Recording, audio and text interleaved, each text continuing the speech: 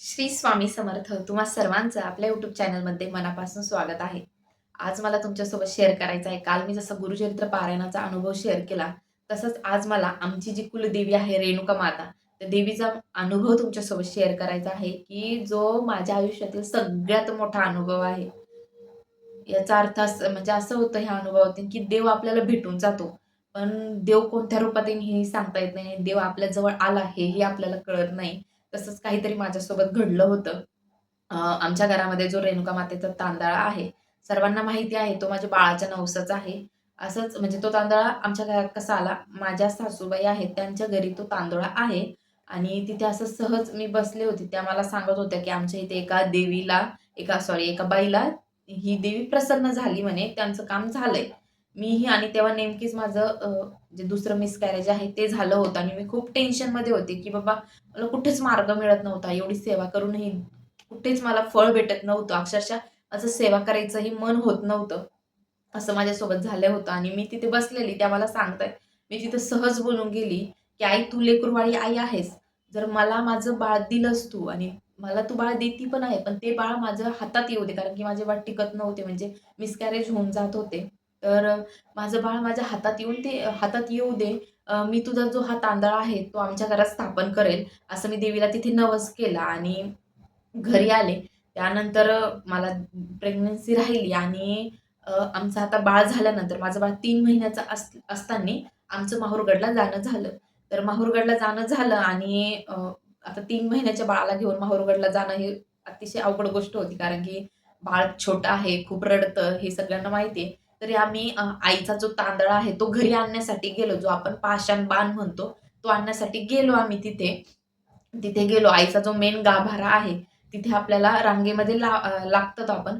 तर तिथून आम्ही आत देवीचं दर्शनाला थोडं 5-10 मिनिटं होते आम्हाला म्हणजे अजून पुढे भरपूर माणसे होती. तर आम्ही थोडं मागे थांबलो आणि अचानकच माझं बाळ एवढं रडायला लागलं, की तो कसाच शांत होत नव्हता आणि अगदी देवीचं दर्शन घ्यायचं होतं. आणि मी आईला मनात म्हणत होते, की "आई, तू दिलेला हा जो आशीर्वाद आहे, मी तुला भेटायला घेऊन आले आहेत. माझ्या बाळाला आशीर्वाद दे." असं मी माझ्या मनात म्हणतीये. खाली बाळही खूप रडतं आहे. आणि माझी अशी म्हणजे देवीचे दर्शन घेताना जो भाव असतो म्हणजे तो सगळा गेला. म्हणजे माझं देवीकडे लक्षच नव्हतं, की मी त्या दर्शन घेण्याच्या मनस्थितीत असेल. कारण की एवढी गर्दी, तिथे बाळ खूप रडतं आहे, गरमी होती आहे आणि तेवढ्या क्षणामध्ये एक बाई माझ्याजवळ आली आणि ती अराउंड असं किती बघा 50-60 वयाच्या मध्ये असेल ती. आली ती म्हणजे आम्ही सगळी फॅमिली आम्ही 3 जोड्या पुढे आणि आमची सगळी फॅमिली आमच्या मागे होती. एक बाई माझ्याजवळ आली आणि तिने माझं बाळ माझ्या हातातून हिसकावून घेतलं.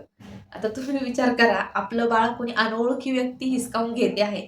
पण त्या क्षणीत मला म्हणजे सुचलंच नाहीये काही. तिने माझ्या हातातून हिसकावून घेतलं आणि मी तिच्याकडे बघत उभा राहिली आणि ती मला बोलते आहे, की "का गं तुझ्या साडीचे काठ त्याला किती टोचत आहे आणि तो किती रडतो आहे, तुला समजत नाहीये का?"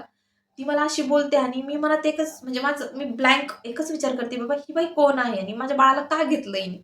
आणि माझं बाळही तिच्याकडे गेल्यावर एकदम शांत झालं. त्याने मला शांततेत दर्शन घेऊ दिलं आणि ती बाईने माझ्याकडे बाळ दिलं आणि त्यानंतर अगदी काही सेकंदातच आमचं दर्शन झालं आणि ती चालल्या गेली. माझ्या डोक्यातच आमचं दर्शन होईपर्यंत हे डोक्यात नव्हतं, की ती बाई कोण आहे? काय आहे? पण तिने बाळ घेतलं. त्याला आपण जसं लहान बाळाला घेतो, त्याच्यावर हात फिरवतो वगैरे तसं तिने केलं. त्याला शांत केलं आणि माझ्याकडे दिलं.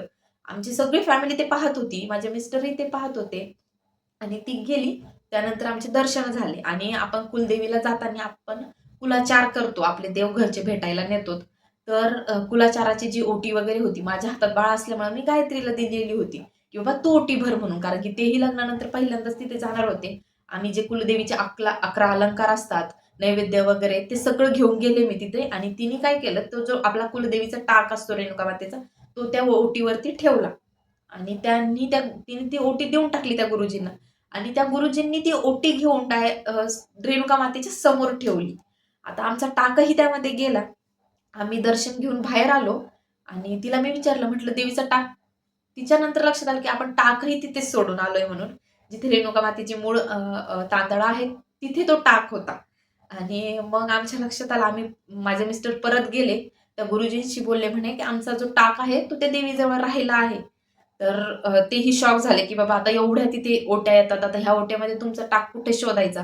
त्यांनी त्या देवीजवळून उचलून सगळ्या साड्या ते जिथे जे असतात ते कर्मचारी आणल्या. त्यांनी सगळा तो टाक जो आहे त्या सगळ्या साड्यांमध्ये त्या सामानात शोधला आणि तो आम्हाला दिला. तो टाक जेव्हा अक्षरशः आमच्याकडे आला ना, तेव्हा त्या टाकाचं पूर्ण कुंकवाने भरलेला होता आणि त्यानंतर त्या टाकाचं जे रूप आहे ते अधिकच खुलून गेलं होतं. म्हणजे साक्षात तो टाक देवीचं तिथे समोरून आमच्या जवळून आला हा एक प्रसंग घडला आणि ती बाई नंतर मला अख्ख्या गडावरती तिथे कुठे दिसली नाही आणि त्यानंतर झालं असं, तिथे माझ्या ते लक्षात आलं, की बाबा हे काहीतरी वेगळं आहे. कोणी बाई येऊन आपलं बाळ कसं काय हिसकावून घेऊ शकते? त्यानंतर मी घरी आले आणि 1-2 दिवसात तीच बाई माझ्या स्वप्नात आली आणि ती मला म्हणते आहे, की "मी तुला भेटले." अ, म्हणजे जसं ती मला देवीच्या रूपात आली आणि मी तुला भेटले, तुझ्या बाळाला आशीर्वाद दिला, तरीही तू मला ओळखलं नाहीस. आणि तो प्रसंग घडल्यानंतर माझी अवस्था अशी होती, फक्त माझ्या डोळ्यातून अश्रू होते. कारण की अ, मला माहिती आहे, की रेणुका माता, स्वामी माझ्यासाठी काय आहेत. भरपूर जण म्हणतात, की ह्या गोष्टी असं काही नसतं वगैरे. पण मला माहिती आहे, की रेणुका माता आणि स्वामींवर माझी किती श्रद्धा आहे म्हणून. आणि मी जेव्हा मला बाळ नव्हतं, तेव्हा मी रेणुका मातेला खूप प्रार्थना केली, की "आई तू माझी ओटी भर" वगैरे. भरपूर अशा गोष्टी मी आईशी बोलले आहे. आणि माझं एकच होतं, की "आई, माझ्या बाळाला आता तुझा आशीर्वाद दे." कारण की माझं बाळही खूप संकटातून इथपर्यंत मला भेटलं आहे. एकच होतं, की "आई, तू मला माझ्या बाळाला आशीर्वाद दे" म्हणून. आणि साक्षात माझं भाग्य, माझ्या बाळाचं भाग्य एवढं छान, की त्याला साक्षात रेणुका मातेचा आशीर्वाद भेटला. तो साक्षात आईच्या हातात होता. पण माझं दुर्भाग्य एवढं, की मी आईला ओळखू शकले नाही आणि त्याचीच मला आयुष्यभर खंत राहील. तर हा असा जो अनुभव आहे रेणुका मातेची भेट, हा तुम्हाला सांगायचा होता. आणि मला अजूनही भरपूर अनुभव तुमच्यासोबत शेअर करायचे आहे. असो ते नेक्स्ट व्हिडिओमध्ये सांगाल. व्हिडिओ खूप मोठा होतोय. हा अनुभव माझा तुम्हाला कसा वाटला हे कमेंट करून नक्की सांगा आणि कमेंटमध्ये जय जगदंब, जय रेणुका माता लिहायला विसरू नका. श्री स्वामी समर्थ.